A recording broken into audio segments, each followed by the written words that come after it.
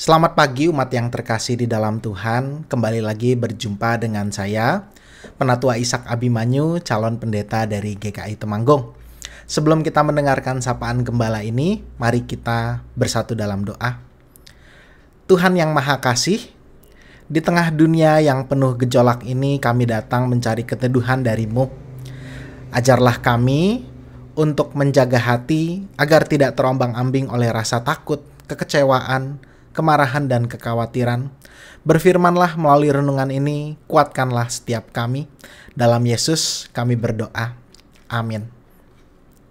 Amsal 4 ayat 23 berbunyi, "Jagalah hatimu dengan segala kewaspadaan, karena dari situlah terpancar kehidupan."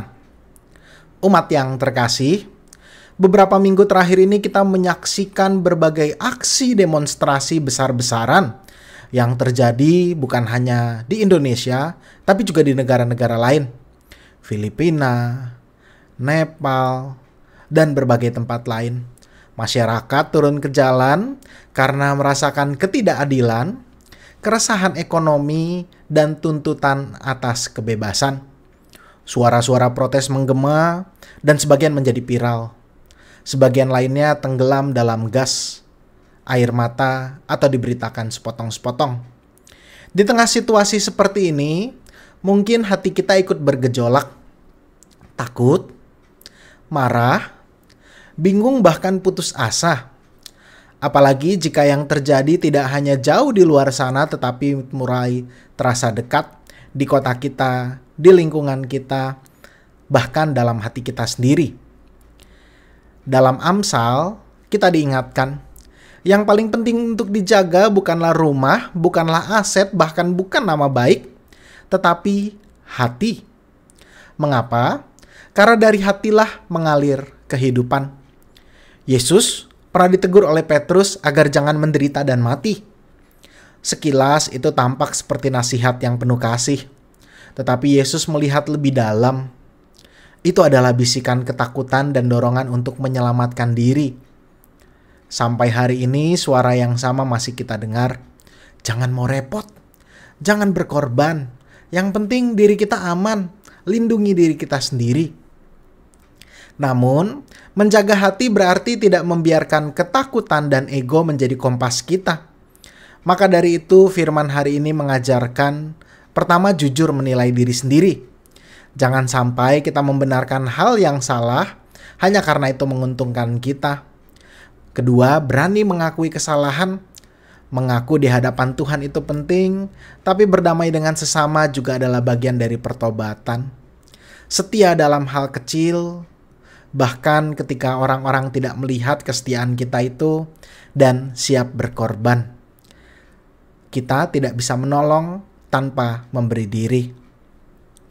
Umat yang terkasih dalam Tuhan, kita hidup di zaman yang penuh keresahan. Ada berbagai krisis ekonomi, krisis ekologi, krisis integritas, dan terkadang krisis kepercayaan. Banyak orang tak lagi percaya pada pemerintah, pada media, bahkan pada institusi keagamaan. Dunia seperti kehilangan arah. Di tengah semua ini, kita tidak selalu bisa mengendalikan keadaan di luar kita.